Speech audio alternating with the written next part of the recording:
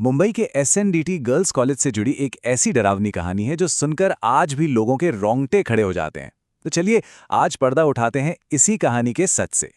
ये सवाल कि आखिर होता क्या है जब कोई किसी अलौकिक शक्ति को चैलेंज करता है, यही इस पूरी कहानी का सेंटर पॉइंट है और नतीजा अक्सर उम्मीद से कहीं ज्यादा भयानक निकलता है। चलिए इस रहस्य की परतें खोलते हैं।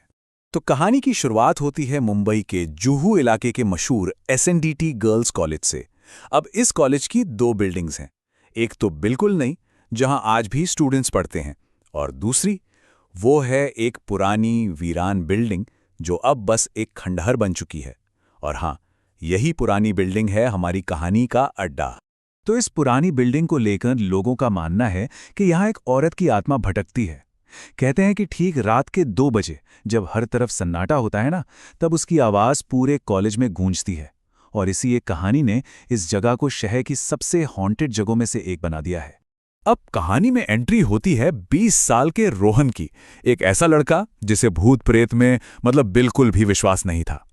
तो हुआ ये कि जब उसके एक दोस्त ने उसे कहानी सुनाई तो रोहन ने इसका खूब मजाक उड़ाया। लेकिन उसे क्या पता था कि यही मजाक जल्द ही एक बहुत ही खतरनाक शर्त में बदलने वाला है। बात मजाक से शर्त पर आ गई।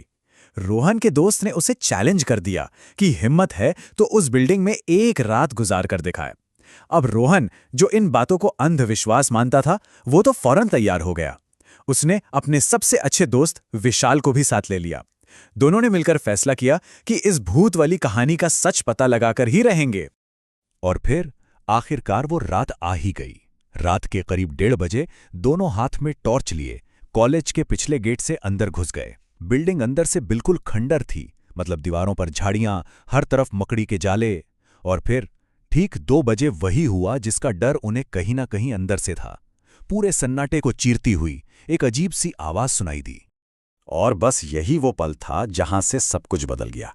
जो चीज एक मजाक में शुरू हुई थी, वो अब जिंदगी और मौत का खेल बनने वाली थी।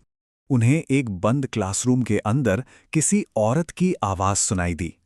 आवाज ऐसी थी जैसे कोई टीचर बच्चों को पहाड़े यानी मल्टीप्लिकेशन टेबल्स रटवा रही हो। विशाल तो ये सुनकर बुरी तरह से घबरा गया, लेकिन रोहन, उसे अब भी लग रहा था कि कोई उनके साथ बस एक प्रैंक कर रहा है।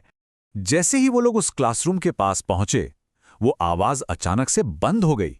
लेकिन उसकी जगह एक अजीब गहरी ठंडक ने उन्हें अपने घेरे में ले लिया। बिल्कुल वैसी ठंडक जैसे कोई फ्रीजर का दरवाजा खोल दे। ये ऐसी ठंड थी जो सीधे हड्डियों तक चुभती है। रोहन ने थोड़ी हिम्मत जुटाई और क्लासरूम का दरवाजा खोल दिया। अंदर कुछ नहीं था, बस टूटी फूटी कुर्सियां और एक पुराना सा ब्लैक बोर्ड। जैसे ही रोहन ने कहा कि देखा, ये सब अफवाह है, वो पहाड़े वाली आवाज फिर से गूंजने लगी, लेकिन इस बार उसमें गुस्सा था। और तभी उनकी आंखों के सामने चौंक अपने आप ब्लैकबोर्ड पर ये शब्द लिखने लगी। सोच सकते हैं क्या हाल हुआ होगा उनका। ये देखते ही दोनों की चीख निकल गई और वो पागलों की तरह वहां से भागे। लेकिन जब रोहन दौड़ते हुए बिल्डिंग से बाहर निकला, तब उसे एहसास हुआ कि विशाल उसके साथ नहीं है, वो कहीं पीछे ही रह गया था।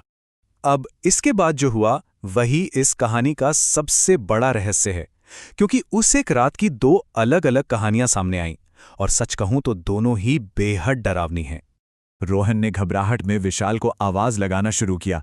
तभी उसकी नजर फर्स्ट फ्लोर की एक खिड़की पर पड़ी।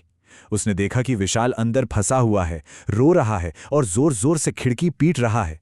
अपने दोस्त को इस हालत में देखकर रोहन अपनी जान की परवाह किए बिना उसे बचाने के लिए वापस उस खौफनाक बिल्डिंग में दौड़ गया। जब रोहन उस क्लासरूम में पहुंचा तो वहां का मंजर किसी बुरे से बुरे सपने से भी बदतर था। विशाल जमीन पर बैठा रो रहा था और वही पहाड़े बोल रहा था, और उसके ठीक ऊपर एक औरत खड़ी थी। उसने काली साड़ी पहनी हुई थी, उसका चेहरा सूजा हुआ था, स्किन आधी गल चुकी थी, और उसकी आंखें पूरी तरह से सफेद थीं।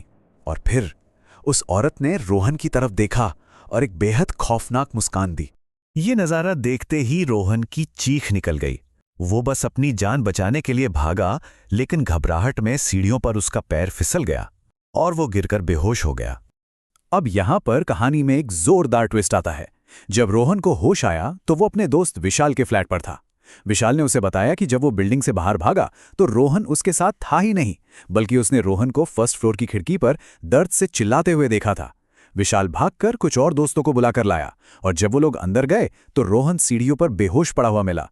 मतलब दोनों की कहानियां एक दूसरे से बिल्कुल अलग। तो उस एक रात ने उन दोनों दोस्तों को हमेशा के लिए बदल कर रख दिया। लेकिन वो रात अपने पीछे एक ऐसी पहेली छोड़ गई जो आज तक सुलझ नहीं पाई है। भले ही दोनों की कहानियां अलग अलग थीं, लेकिन उनमें एक चीज बिल्कुल कॉमन थी और वो था उस रात का खौफ। वो दहशत बिल्कुल असली थी। और पता है, उस आवाज को सिर्फ रोहन और विशाल ने नहीं सुना था, बल्कि विशाल के उन दोस्तों ने भी सुना था जो बाद में मदद के लिए आए थे।